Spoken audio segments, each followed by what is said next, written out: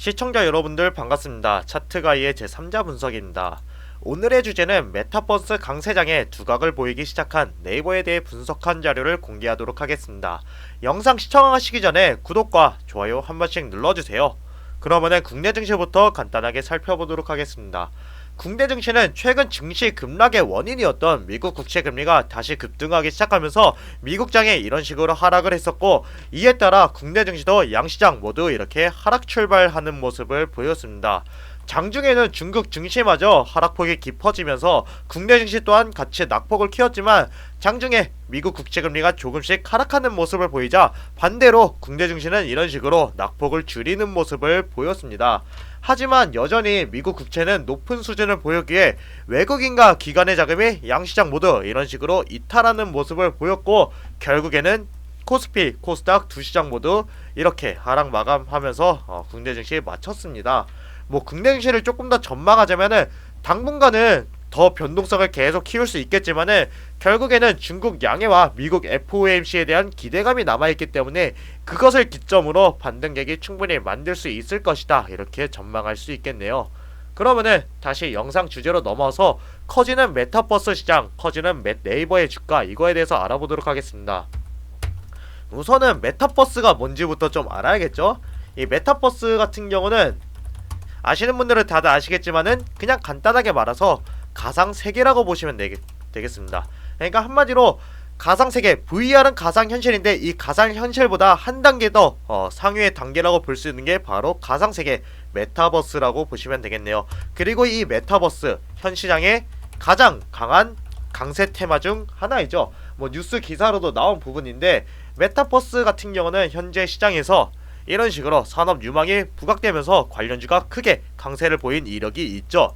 그리고 이렇게 메타버스들이 현재 시장에서 이렇게 변동성이 높은 시장에서 강세를 보일 수 있었던 이유는 바로 메타버스의 시장 전망이 상당히 높기 때문이에요.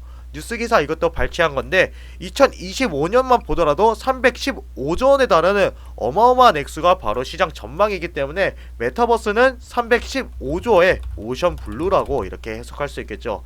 그러면은 이렇게 굉장한 메타버스, 과연 네이버는 이 메타버스와 관련해서 무엇을 하고 있을까요?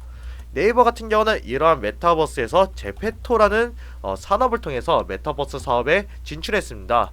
이렇게 네이버 뉴스 기사를 하나 보시면은 제페토 이런 식으로 이제 나오면서 이제 네이버의 이제 신규 먹거리 사업으로 제페토 메타버스 사업을 진출했었고, 그리고 보시면은 제페토 가입자가 무려 2억 명에 달하는 모습도 볼 수 있죠.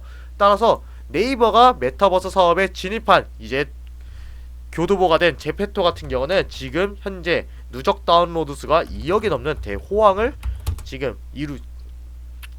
이루고 있습니다. 그리고 이런 대호황에 힘입어 지금 현재 가장 핫한 엔터테인먼트 회사라고 볼 수 있는 빅히트까지 진입하는 모습을 보였죠. 이것도 마찬가지로 보시면은 빅히트도 네이버가 지금 운영하는 제페토에 120억 원을 투자한다는 이제 그런 모습을 보이면서 본격적으로 이제 대형 엔터테인먼트 회사들이 네이버 제페토에 진입하려는 모습을 보이고 있습니다.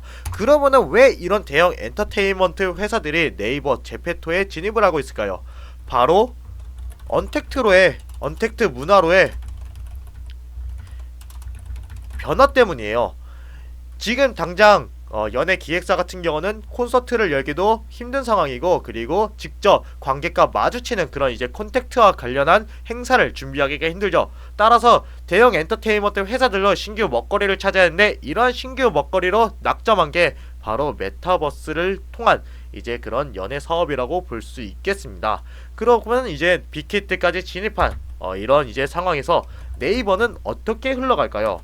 우선은 네이버 같은 경우는 자사가 운영하는 메타버스 사업인 제페토와 그리고 엔터테인먼트와의 합작을 통해서 지금 현재 메타버스를 장악하려는 이제 움직임을 보이고 있죠. 한마디로 미래 먹거리 메타버스를 장악하기 위해서 네이버와 그리고 대형 엔터테인먼트 회사들이 지금 손을 잡았다고 볼 수 있겠습니다.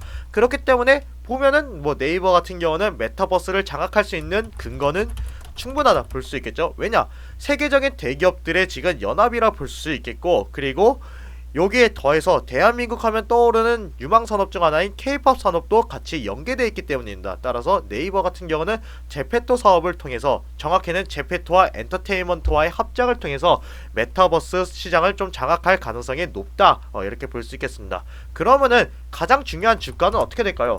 당연히 신고가 갱신 가능성이 높겠죠. 하지만 저희는 주목해야 될 거는 네이버 신고가 갱신 가능성은 높아지지만, 지금 당장 보자면은 가장 중요한 건 네이버 같은 경우는 대형주라는 거예요. 네이버는 시가총액 상위 탑10 안에 속해 있는 그런 대형주죠.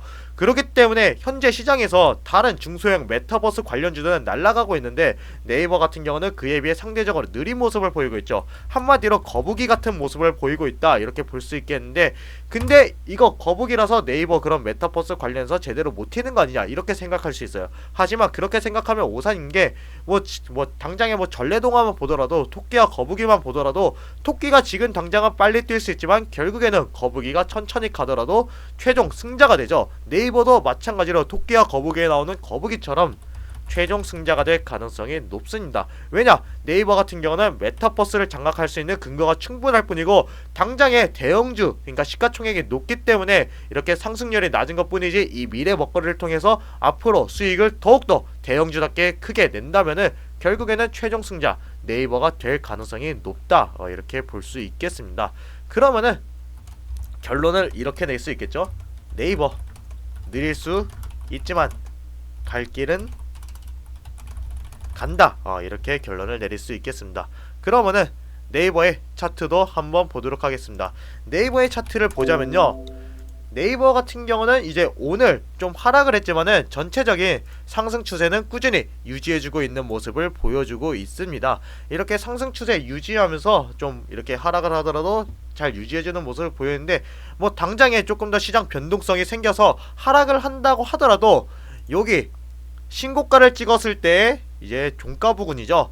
이 종가 부근이 38만 6천원 부근에서 한번 지지를 받을 가능성이 높고, 만약에 변동성이 더욱더 심해져서 떨어진다 하더라도 이때 아무리 하락하더라도 한번 바닥을 다져준 구간이라 볼 수 있겠죠. 바로 이 단기 이평선 부근을 2차 지지선으로 강하게 지지받으면서 이렇게 이를 기반으로 상승 추세를 쭉 나갈 수 있다, 이렇게 볼 수 있겠습니다. 차트 분석은 여기까지 할 수 있겠고요. 당장은 네이버 다른 메타버스 관련주가 크게 날아가겠지만 결국에는 네이버가 더 멀리 갈 수 있을 것으로 보입니다. 그럼 오늘은 이제 여러분들의 성공적인 투자를 기원하면서 이렇게 마치도록 하겠습니다. 시청해주셔서 감사합니다.